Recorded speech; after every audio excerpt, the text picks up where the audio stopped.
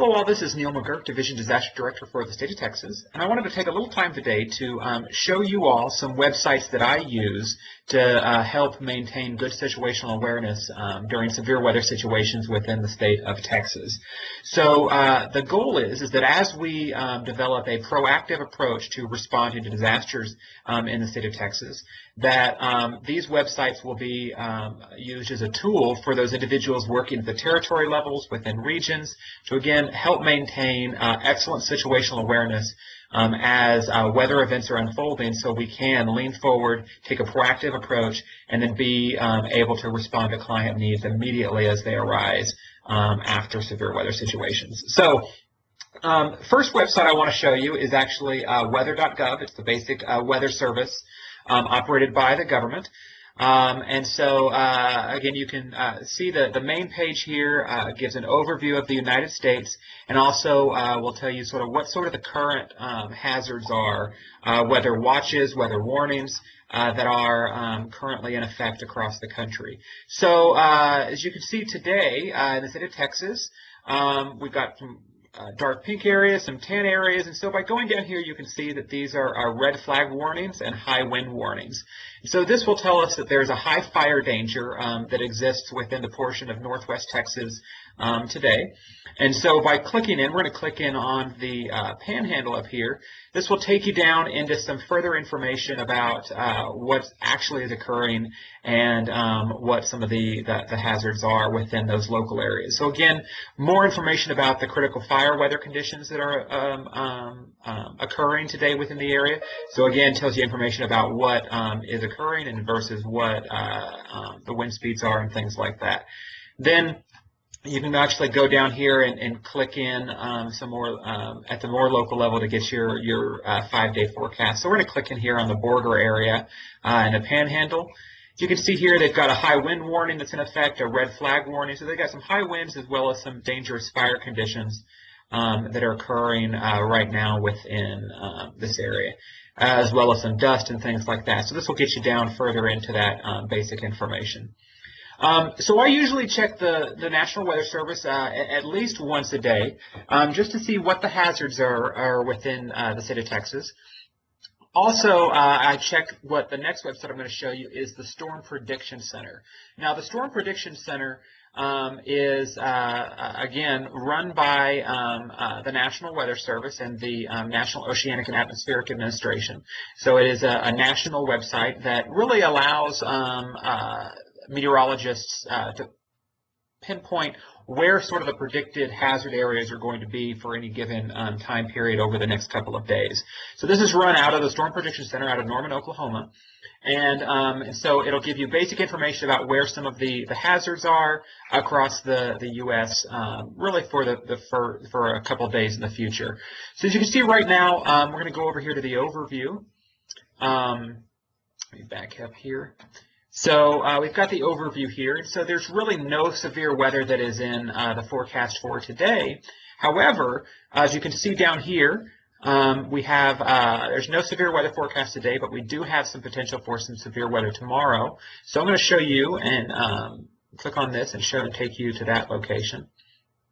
And as you can see here, there is a slight risk of severe weather really over the Washington, D.C. area, Pennsylvania, Virginia, and West Virginia, as well as Maryland. And so this will give you just some, again, basic level information about where sort of the severe weather threats are. So basically, if I were to see this, looking from a state of Texas perspective, if I were to see this yellow area over Texas, so to say, then that would mean I'm going to, take pay extra attention to the weather during that time period. So the next thing on this page is you can actually scroll down, and it actually will read a synopsis into what the severe weather situation is going to looks like during this time period.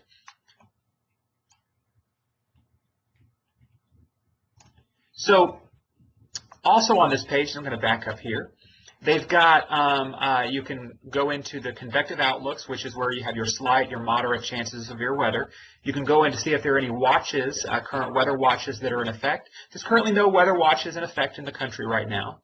And then an important aspect is also the mesoscale discussions.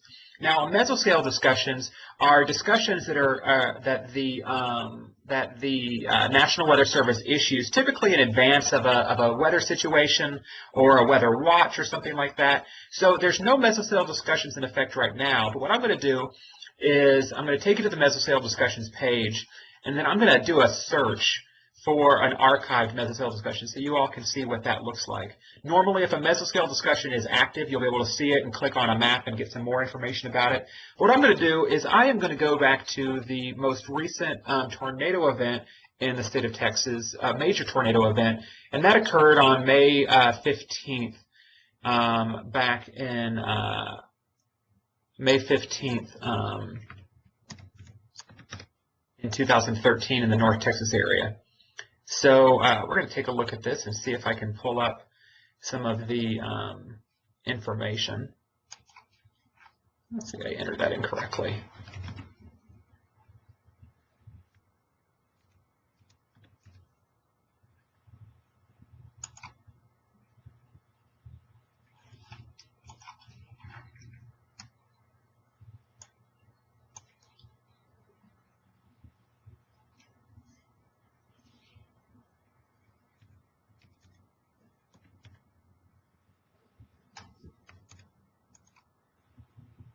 Okay, trying to do two things at once, but finally I got what I was looking for. So we're going to click on some of these old mesoscale discussions, and you all can see what we're looking at here.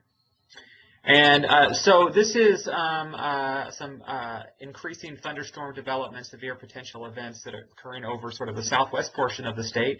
So again, this is not a weather watch. It actually means there's a severe potential and that a watch is possible. And then it will also go down into some greater detail about what sort of the hazards are and what the threat really is. So again, most of this is that there is some, like with this situation, there was some possibility of supercells and wind damaging wind threat and things of that nature. So we'll also click down over here. So again, the next one I want to show you, this is a mesoscale discussion, a little bit more of an urgent mesoscale discussion. You can really start to tell by sort of the language they use when something is more urgent or not. And this is where there is supercells with large hail and tornado potential likely. This is actually the mesoscale discussion that was issued around the same time that the tornadoes were going through the Granbury area in the North Texas region. So this was very timely as approach. And I remember as these storms were going through, we were paying attention, watching these, and these mesoscale discussions really gave us a great insight into where the threat really was, to make sure that, one, our teams were safe, they were not out responding, but that also we were talking and having conversations to ensure that our resources were available. So by monitoring these mesoscale discussions during the severe weather event, we were able to better hone in where the likelihood for severe weather was going to occur. And then as the storm was moving through, monitoring this to understand where, again, at even a more local perspective, where some of the damage could occur. So we can, again, start to mobilize and start to understand how many volunteers we have available, teams available, what kind of resources are going to need to be brought in from outside of the area. So we did this all as the storm was going through. So again, on this mesoscale discussion, you'll be able to see a summary of the event, and then more of a discussion that the meteorologists have posted on the page. And so again, I strongly encourage you all to monitor this website. The next page within the Storm Prediction Center, again, the great resource that is the SPC, is the storm reports page. Now, the storm report is going to be somewhat challenging to see at this point because there are no storm reports. But I am going to take you back to some past storm reports. So typically what you'd be able to see is if there were storm reports right now, you'd be able to see, you'd click on this map, there'd be tornado reports, hail reports, and wind reports. But we're going to go back to that same period that we were just looking at the mesoscale discussions. And I am going to enter in the time period. Let's hope I can get it correct this time.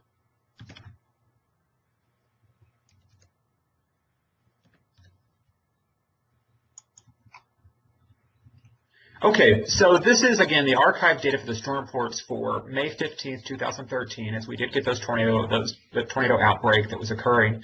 So as you can see here, there are tornado reports that are coming through. They give you the location, the county, the state, and then even the lat longitude of where they came through. So you can see here there's a tornado 1 mile west of Belcherville. Then there's also a mobile home was damaged. This was near this location in Oklahoma.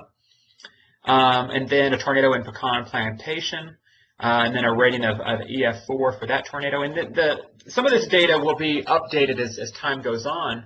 But the important thing about it is that typically this data, at least the initial components of this data, will be uploaded pretty much in real time as the reports are coming in. Now, the reports can come in via storm spotters, via local emergency management, their ham radio operators, or things like that. Those individuals are communicating very closely with the National Weather Service. So as the reports are coming in, they are putting these on the website very closely. And as information gets refined, as they understand the EF rating of a tornado, they'll go back and update them.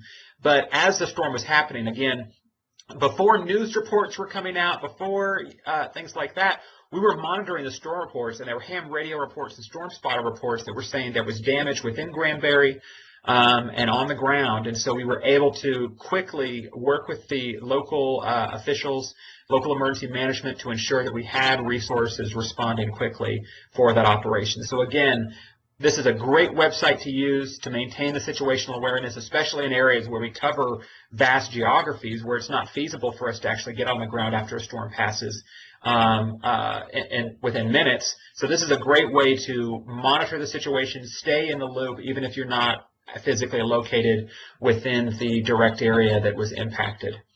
And you can go down here and get more information about hail, the size of hail, and things of that nature.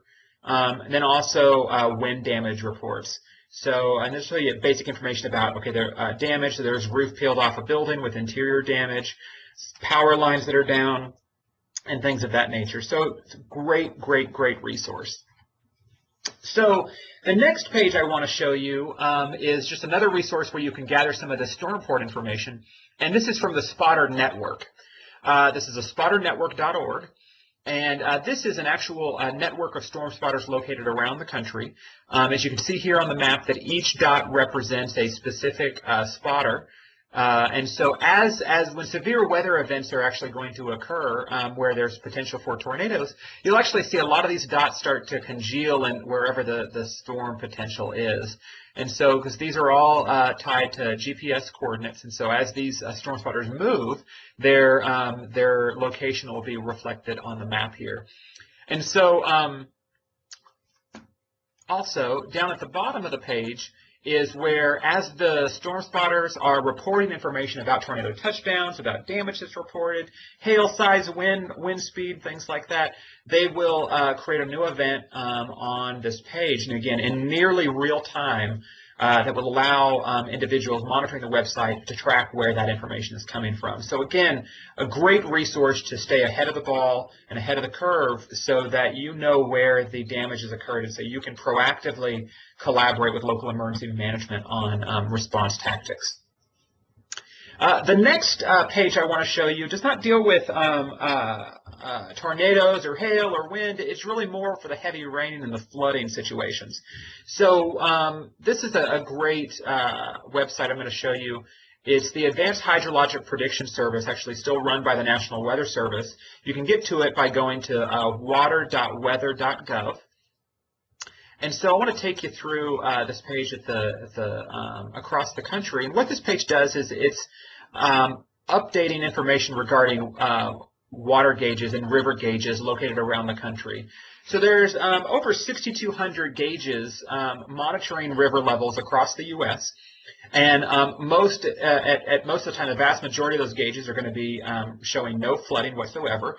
But as rains occur, heavy rains, river flooding and things like that, you'll start to see those gauges change color, first to yellow, then to orange, red, and then purple as you get up from near flood stage all the way up to major flood stage. So we're going to click down here on the Houston area because it shows that there is there's a couple areas that have some minor flooding. So we're going to click down here, and then now what you can do, we're clicked on the regional area. Then you can actually click and dive down even further into individual rivers. So here we have the St. Bernard River at East Bernard. So we're going to go and monitor this gauge. And I'm going to actually click on this map here, on this link here, and this will take me to the actual page for this gauge. So you can see here that the St. Bernard River is currently at 17.9 feet, which puts it about 17.19 feet, which puts it a little bit over the minor flood stage. So as you can see here, the water rose up, and then they also issue a prediction based on when the water is expected to crest and when it is expected to start to recede. So you can see here by 12 p.m. on Thursday, the water is expected to be down below at or below action stage. So this is great information to use, especially in forward planning for flood events. Because those of you who have responded to flood events know that as opposed to a tornado that happens very quickly and is over, flooding it can still happen quickly, but it can also be a slow type event that cascades. So you have flooding on one portion of a river, that water is going to flow downstream and could flood additional areas. And so what this will do, this website will allow you to track that to understand where the potential flood forecasts are going to be, and then plan accordingly. So here, if we had a potential flooding forecasted on Thursday or Friday on the St. Bernard River, you'd see this this forecast line would, instead of being receding, it would actually be increasing up if there was flooding in potential along the river. Also, what you can do on this page is you can scroll down to the bottom, and you can actually see flooding impacts. So down here, right now, they're at minor flood, which is 17 feet. So right here, we have minor lowland flooding begins in the vicinity of the gauge. And so some minor roads along the river are inundated and things like that, but really no major impacts within the area, and certainly nothing that's going to involve the need for Red Cross assistance at this time. However, when you get up to 28 feet, which is, according to this stage, which is major flood stage, you do start to have some more significant impacts.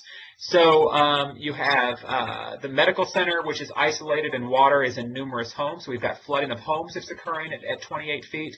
There's also some areas that are going to be cut off due to closed roads and things like that. So this is very important. So if you see that flooding along this river is going to be forecast up to 28 feet, then this is a great time to then proactively engage emergency managers on conversations so you can talk about how are we going to deal with these people that are going to have their homes flooded as a result of this event. So again, these websites, we talked about the National Weather Service, the Storm Prediction Center, the Advanced Hydrologic Prediction Service, as well as the Spotter Network. These websites are great tools that you all can keep and continue to monitor so you can keep ahead as much as possible of the weather. So again, the goal is for the organization to respond proactively to disasters. So we don't want to wait to be called to respond. We want to know what's going on and then proactively engage local emergency managers when there is an event or the threat of an event so that we can ensure that we are out there meeting the client needs. Now again, we're not going to self-deploy to after disaster without and not in coordination with local emergency management, but we want to be on top of the weather as best as we can, because again, those of you who have responded to disasters know that if we're behind the 8 ball in the beginning, we're never going to catch up on our response, and we'll always be one step behind and delayed in meeting client needs. So I strongly encourage you all, bookmark these sites, and when there is a threat in your area, keep checking back, monitoring it, because again, this is a great way to stay engaged and maintain proper situational awareness 365 days a year. So that's all I'm going to share today. We will, as we approach hurricane season, I'm going to send another video out with some websites that, again, I use to maintain situational awareness for tropical systems. So thank you all today. Thank you all, and have a good rest of your day.